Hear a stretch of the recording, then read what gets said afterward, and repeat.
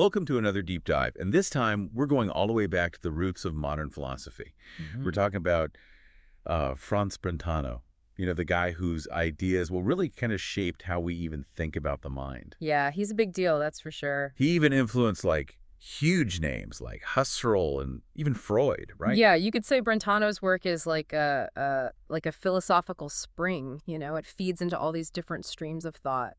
So where do we even begin? I mean, the guy worked on the philosophy of psychology, wrestled with this whole intentionality thing, and even made a splash in logic and ethics and even aesthetics. Yeah, pretty much. He wasn't just some armchair philosopher. What was it about his approach that made him so different, so unique? Well, Brentano really believed that philosophy should be as rigorous as science.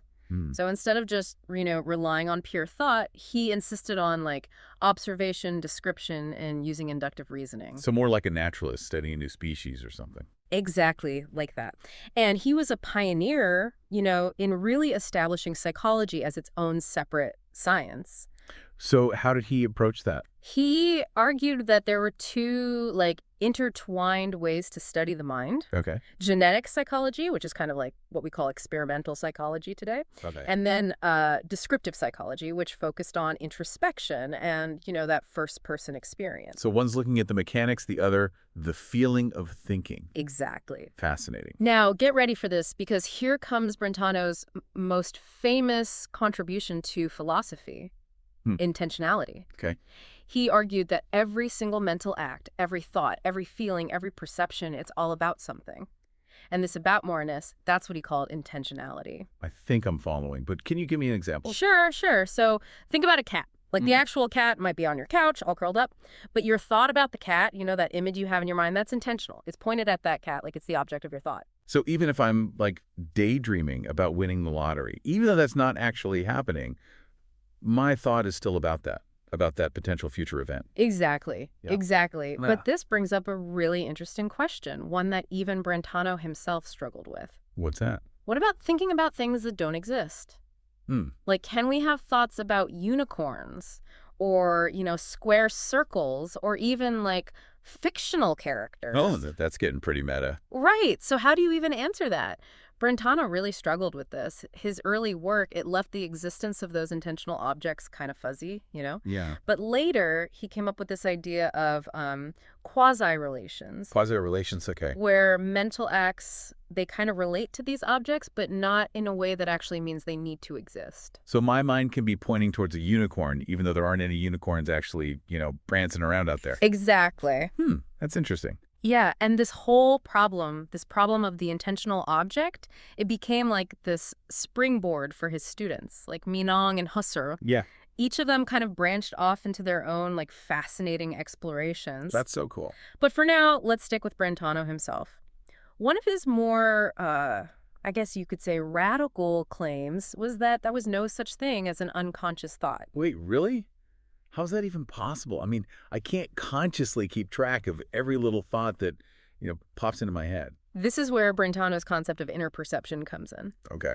He argued that every mental act, it's not just directed outward, but it's also aware of itself. Okay. So, like, it's kind of like a mirror reflecting back on the very act of seeing. So I'm not just thinking about the cat. I'm also aware that I'm thinking about the cat. Yeah. That's a lot to, like, hold in your head at once. Right. It is a lot. But this inner perception, it means that no thought can be truly, like, unconscious. Okay. We might not pay attention to every thought, sure, but the awareness is always there. Like a background hum. Exactly, like that. And this leads us to another key concept, the unity of consciousness. You mean like I can't think two totally separate thoughts at the same time? Right. Brentano argued that consciousness is always a single unified experience. Even when it feels like we're multitasking, like listening to music while you're cooking dinner, Right. He'd say those mental acts are like blending together into one experience. Okay. He called this this fusion of mental acts collectives. Collectives. Okay. So, different instruments all playing together to make a single melody. I like that. That's kind of how different thoughts weave into our unified experience. Okay, I'm starting to see how this all fits together. Good. But where does all this thinking about thinking lead us? How did Brentano build on these, like, foundational ideas? Well, he categorized mental phenomena into three basic types. Okay, let's hear it. presentations, judgments, and then, well, he called them phenomena of love and hate, but we usually just call them emotions. Presentations, judgments, and emotions.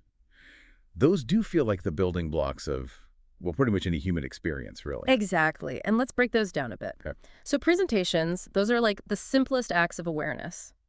Seeing a tree, imagining a beach, remembering a childhood memory, those are all presentations. It's simply being conscious of something. So it's like the raw data of experience before we start trying to make sense of it. Exactly. Then we have judgments, where we go beyond just being aware, and we actually take a stance towards whatever's being presented. Yep. Is that tree tall? Is that beach beautiful? Was that memory a happy one? Judgments are like acts of accepting or rejecting, believing or disbelieving. So judgments add like a layer of evaluation on top of the raw data from the presentations. Exactly. Now, things get even more interesting with emotions. Brentano made a pretty bold claim. Emotions can be right or wrong, correct or incorrect. Hold on. Right or wrong emotions. Isn't that like subjective? One person's joy could be another person's terror, right? That's what most people think, but Brentano, he argued that emotions are more than just feelings. He thought they have a kind of fittingness to them. Okay. So, like, if your fear is proportionate to, the actual threat, then it's a correct emotion. But if you're terrified of a harmless bunny rabbit... That fear would be incorrect because it doesn't match up with, what's really happening. Exactly. It's all about whether the emotion is justified by the object it's directed towards. And this is really important for his ethics, which we'll explore later. Oh, yeah, we definitely have to get into that. Yeah. But first, let's dig a little deeper into these three categories and see how they all play out in our daily lives. Sounds good. I'm ready. So we've got these three building blocks, right? The presentations, the judgments, and the emotions. But how do they all actually work together? Is it like a step-by-step process or more like, a tangled web? I'd say it's more of a dynamic interplay, like a dance between these different mental faculties. Yeah, I like that. So imagine, you're walking through a forest and you see this flash of red. Okay, yeah. That's a presentation. And your mind, it instantly forms the judgment. That's a bird. And then, if you're like a bird enthusiast, you might feel a surge of joy, an emotion directed towards that beautiful creature. Yeah. So it's not just like one thought at a time. It's this constant flow of presentations and judgments and emotions all shaping like how we experience the world. Exactly. And this is where Brentano really, he stirs the philosophical pot, you could say. Okay, how so? Well, he argued that our understanding of things like truth, goodness, and beauty, those fundamental philosophical concepts. Yeah. He said those are rooted in psychology. Hold on. Is he saying that like what's true for me might not be true for you? The truth is just, matter of opinion. Well, this is where things get tricky. Brentano, he kind of walked a tightrope here. Okay. You see, he got accused of psychologism. Psychologism? Which is this view that, logic and ethics, they're just products of our minds. They're subjective, relative. But Brentano, he absolutely denied this. Okay, so how did he get out of that? How can truth be, objective if it all starts in our minds? He argued that while the process of judging, that's psychological. That happens in our minds. But the content of a judgment, whether it's true or false, that's determined by something outside of us. It's determined by, how the world actually is. Okay, so it's like we're all looking at the world through our own mental lenses, but there's still a shared reality out there that we're all trying to see. Exactly, precisely. And this idea of correctness in judgments and emotions, this was key for Brentano. It wasn't enough to just feel something. The feeling actually had to be justified by the object itself. So like a feeling could be wrong. In a way, yeah. And this is especially important for his ethics. Let's talk about that. How did Brentano connect all these ideas about the mind to like how we should live our lives? For Brentano, good actions, it wasn't just about blindly following rules. It was about having the right emotional response. So a good action, it's one that's worthy of love, something we should feel positive about, but not because, someone told us to, but because it's just like intrinsically good. So morality isn't just about, doing the right thing, but also feeling the right way about what we do. Right. It adds a whole other dimension to how we make ethical decisions. It does, yeah. And this whole emphasis on the correctness of emotions makes Brentano, like a forerunner to what we now call fitting attitude theories of value. Fitting attitude theories, okay? Yeah, it's not just about what we do, it's about having the appropriate emotional responses to things. That's fascinating. It really makes you think about whether, how we react to things emotionally, if it's always justified, or if we need to sometimes, recalibrate how we feel to like better match how things really are. That's a good point. But did Brentano just focus on psychology and ethics? He seems like the kind of thinker who would, have something to say about everything. You're right. He was a really wide-ranging thinker. Brentano, he also made significant contributions to logic and metaphysics, for example. He even had a really fascinating, though, kind of controversial take on the history of philosophy itself. Oh, I got to hear this. What was his take on the evolution of philosophical thought? He believed that it kind of unfolds in these cycles. Cycles, okay. He proposed that there are 4 phases. You have a creative burst, then a practical phase, then a skeptical turn, and then a mystical phase. So imagine a wave rising and crashing, but then it rises again. And each time it reshapes the shore, of philosophical thought. Wow, that's like a philosophical roller coaster. Kind of, yeah. So take the ancient Greeks, for example. They had this incredible burst of creativity. They were questioning everything, like the nature of reality, the good life, all of it. And this led to, practical applications in politics, ethics, and the arts. But then you have the skeptics. They start to come in and question whether we can really know anything for sure. And then the mystical phase, that's where people start looking for answers outside of reason. Exactly. They turn to intuition, revelation, maybe even spiritual experiences. And from this mystical phase, a new creative burst emerges. And then the whole cycle starts over again. It's a really interesting way to think about the history of philosophy. I mean, I don't know if all historians would agree with it, but it's definitely thought-provoking. For sure. But speaking of historical figures, Brentano was known for his reism. Oh, yeah, absolutely. Can you explain what that is and how it shaped his views? Sure. So reism, it's basically Brentano's commitment to ontological simplicity. He thought that only concrete individual things actually exist. So no abstract entities, no disembodied properties floating around out there. Think of it like this. The world is made up of things, not concepts.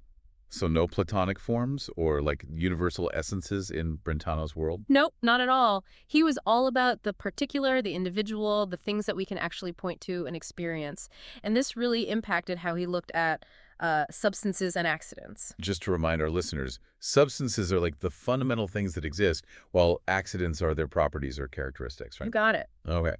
Now, most philosophers, they see substances and accidents as totally distinct categories.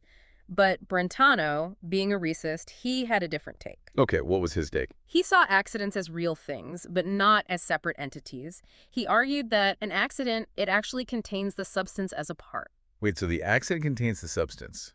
Yeah, think about a red apple. Okay, a red apple. The apple itself is the substance. The redness, that's an accident.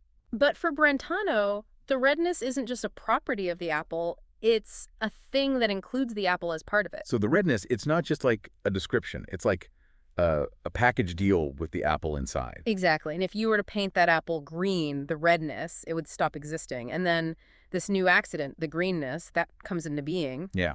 But the apple itself, the substance, it stays the same the whole time. Okay, I think I'm starting to get it. Yeah. But why is this so important? How does this Reationist view of substances and accidents connect to Brentano's other ideas? Well, it shows his commitment to grounding philosophy and what's concrete, what's observable. Right. He wanted to avoid these speculative metaphysics that talk about, unseen realms or abstract entities. For him, it was all about starting with the world that we can actually experience. So no big theories about the ultimate nature of reality. Just a focus on the things that we can actually see and touch. Exactly. And this emphasis on empirical grounding, it's one reason why Brentano is considered a forerunner of both phenomenology, which focuses on our direct experience of the world, and also analytic philosophy, which is known for its really rigorous language-based approach. It's amazing how one thinker can have such a diverse legacy. Influencing these movements that seem so different on the surface. It really speaks to the depth and complexity of Brentano's thought. But before we get too caught up in his historical impact, Let's circle back to one of his most, I guess you could say, enduring contributions, intentionality. Oh, yeah, that whole aboutness of every thought thing. That's I'm it. still trying to wrap my head around, like, what all that means. It suggests that our minds are constantly, like, reaching out, engaging with the world, even when we're, lost in thought. That's one of the most profound implications of intentionality, yeah. It challenges that view of the mind as like just a passive receiver of information. Instead, it suggests that the mind is active, it's intentional, it's always directed towards something. Even when we're, daydreaming or fantasizing, our minds are still engaging with objects, even if they are imaginary ones. This makes me think of how we often talk about, living in our heads. Right. But Brentano's theory, it suggests that even in our most introspective moments, we're never really detached from the world. Exactly.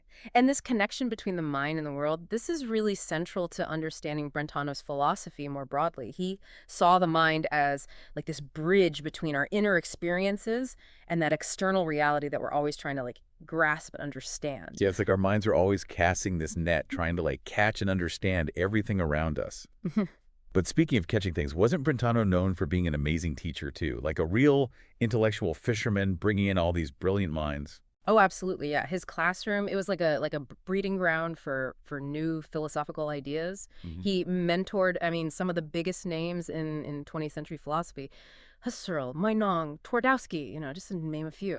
It's like he had this talent for spotting potential, for nurturing these minds that would go on to really shape, philosophical thought for generations. Yeah, and it's remarkable, he actually encouraged his students to think for themselves, even if that meant like disagreeing with him. He fostered this real spirit of critical, challenging established ideas that wasn't just accepted, it was expected. So it wasn't about like creating a bunch of little mini Brentanos, but more about kind of igniting these individual sparks that could then go on to, blaze their own trails. Exactly. Yeah. His classroom, it was less about dogma and more about dialogue, this constant back and forth where ideas were tested and refined and sometimes even completely overturned. It's inspiring. It really makes you realize that intellectual growth, it comes from stepping outside your comfort zone, right? Yep. From being willing to challenge even the ideas that you like hold most dear. And Brentano, he really embodied that spirit. He was constantly engaging with his critics, refining his own theories, never like content with these easy answers. Yeah. His work, it wasn't static. It was this living, evolving thing, always open to being revised and improved. Which makes you wonder if Brentano was like around today, what would he be, wrestling with? What new directions would he be pushing philosophy in? It's tough to say for sure, but given his fascination with the mind and its relationship to the world, I think he'd be really interested in the latest developments in like cognitive science, neuroscience, maybe even artificial intelligence. Like maybe he'd be asking, what does it even mean to be human, in an age of increasingly intelligent machines? Or how do these new technologies challenge our understanding of consciousness and intentionality? Wow, those are some big questions. It makes you realize that Brentano's work, it wasn't just about like solving these philosophical puzzles of the past. It was about giving us this framework for grappling with these, always evolving challenges of understanding ourselves and the world that we live in. Exactly. And his legacy, it goes beyond just, the specific answers that he gave us. Okay. It's about his whole approach to philosophy. Rigorous, empirical, but also open to the mysteries and complexities of being human. It's that mix of like head and heart, Yeah. the scientific spirit, but combined with this deep, appreciation for the subjective. Sure. That's what makes Brentano such an enduring figure. He reminds us that philosophy isn't just about these abstract theories. It's about grappling with the fundamental questions that shape our lives, our values and how we understand the world. Well said. And as we wrap up this deep dive into Franz Brentano, I hope everyone listening comes away not just with a newfound appreciation for his ideas, but also a renewed sense of curiosity about the world and the mind that tries to understand it. Because in the end, Brentano's greatest contribution might not be a specific theory or argument, but that inspiration he gives us to, keep asking questions, keep exploring, and keep pushing the boundaries of what we know.